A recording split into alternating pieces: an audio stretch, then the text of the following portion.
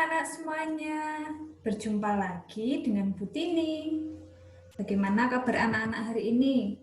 Semoga anak-anak semua dalam keadaan baik dan sehat ya. Sudah siap untuk mengikuti pembelajaran hari ini? Baik, anak-anak jangan lupa untuk menonton videonya dari awal sampai akhir ya. Hari ini kita akan melanjutkan pembelajaran di tema 3, subtema 2, pembelajaran yang ketiga. Nah, siapa yang masih ingat? Di pembelajaran 2 kemarin, kita sudah belajar tentang apa saja? Ya, yang pertama kita sudah belajar mengenai gerak, menangkap, dan memantulkan bola. Lalu yang kedua, kita sudah belajar mengenai massa dan volume benda. Ingat ya anak-anak, jangan sampai terbalik. Massa itu adalah banyaknya bahan penyusun yang terdapat dalam suatu benda. Sedangkan volume adalah isi atau besarnya benda dalam ruangan. Lalu yang ketiga, kita sudah belajar mengenai manfaat saling membantu. Yang pertama yaitu mempunyai banyak teman. Yang kedua, pekerjaan menjadi lebih ringan. Yang ketiga, persaudaraan menjadi erat. Dan yang keempat, menumbuhkan kerukunan antar teman. Nah, dalam pembelajaran 3 kali ini, materi yang akan kita pelajari yang pertama yaitu mengenai sifat-sifat benda padat. Ya, nanti kita akan membuktikan 3 sifat-sifat benda padat.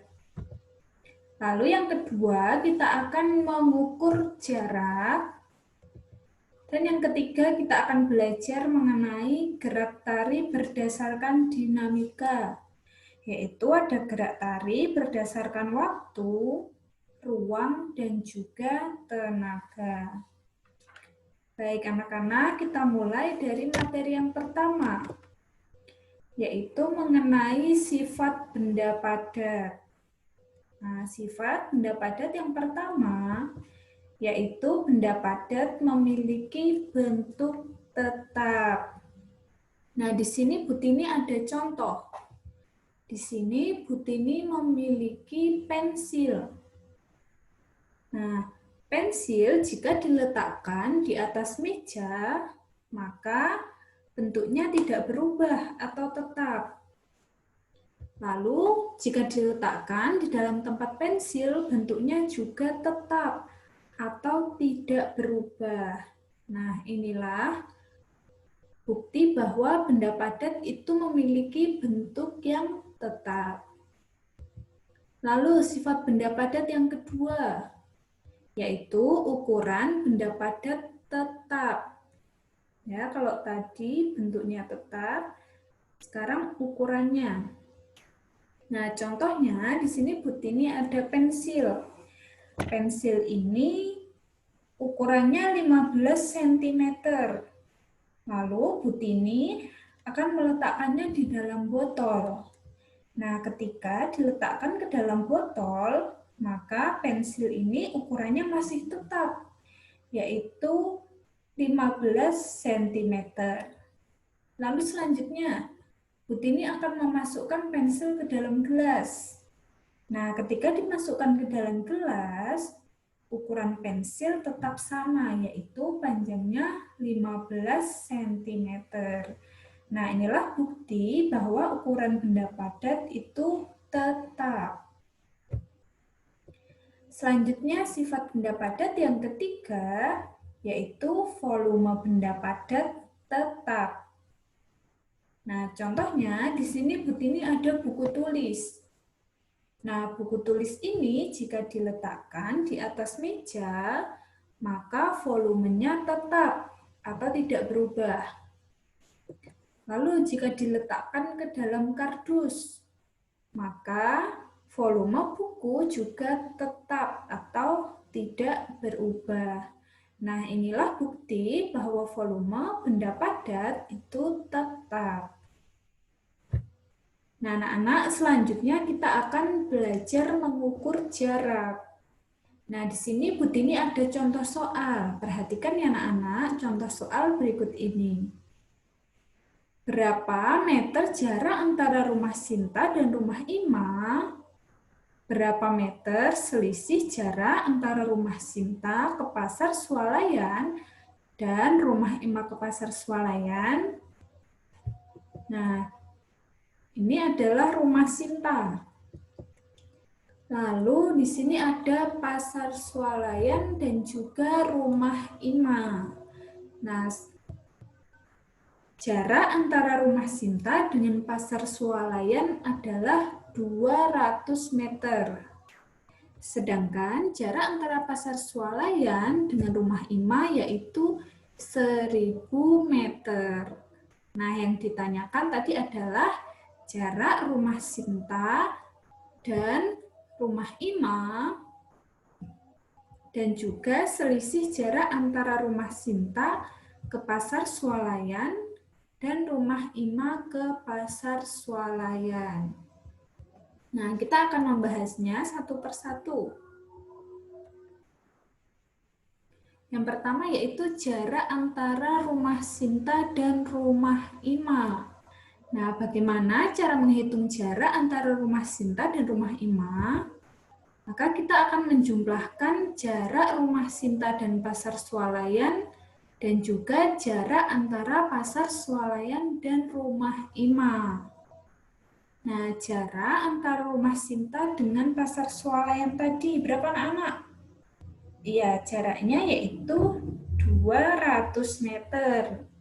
Sedangkan jarak antara Pasar Swalayan dengan rumah Ima yaitu 1000 meter. Nah, sekarang kalau anak-anak perhatikan, satuannya sama atau beda? Iya, sama. Maka kita bisa langsung menjumlahkan. 200 meter ditambah 1000 meter sama dengan ya 1200 meter.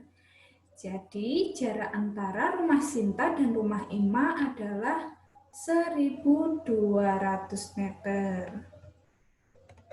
Lalu pertanyaan yang selanjutnya, selisih jarak antara rumah Sinta ke Pasar Swalayan dan rumah Ima ke Pasar Swalayan. Nah, anak-anak perhatikan ini tadi yang ditanyakan yaitu selisih.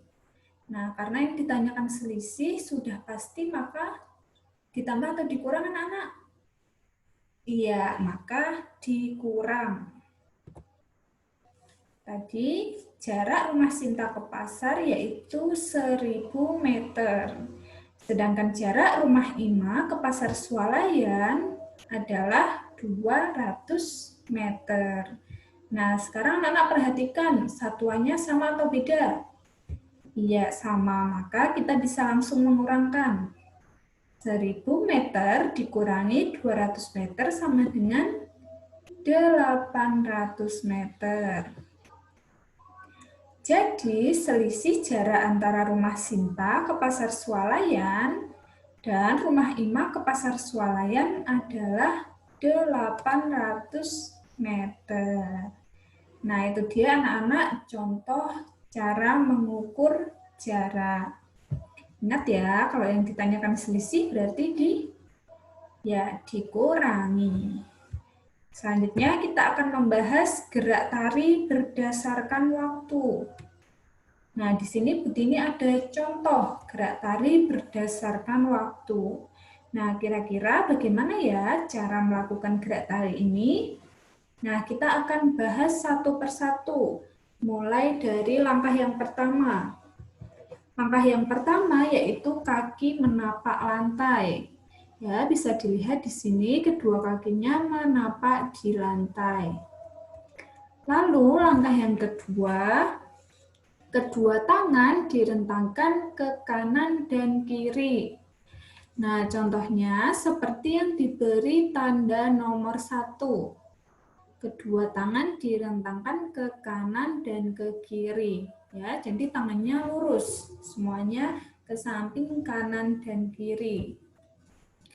Lalu langkah yang ketiga, kedua tangan ditekuk ke depan dada dengan hitungan 1 sampai 4. Nah, anak-anak bisa perhatikan di gambar.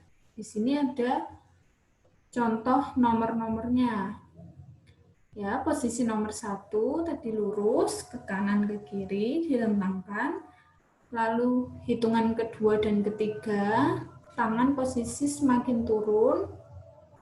Lalu hitungan keempat, kedua tangan ditekuk ke depan dada. Ya, nanti anak-anak bisa praktekkan di rumah. Cara melakukan gerak tari berdasarkan waktu. Ya, hitungannya dari 1 sampai 4. Lalu gerak tari yang kedua adalah gerak tari berdasarkan ruang.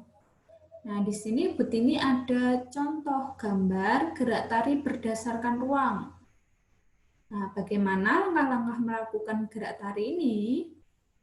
Langkah yang pertama yaitu kaki jinjit, berlari kecil memutari panggung.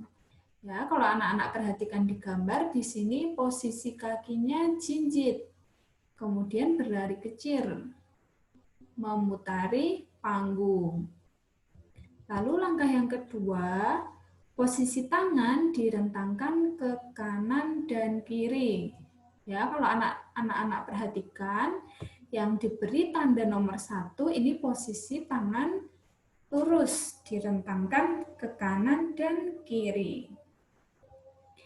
Lalu selanjutnya, tangan ke atas dengan hitungan 1, 2.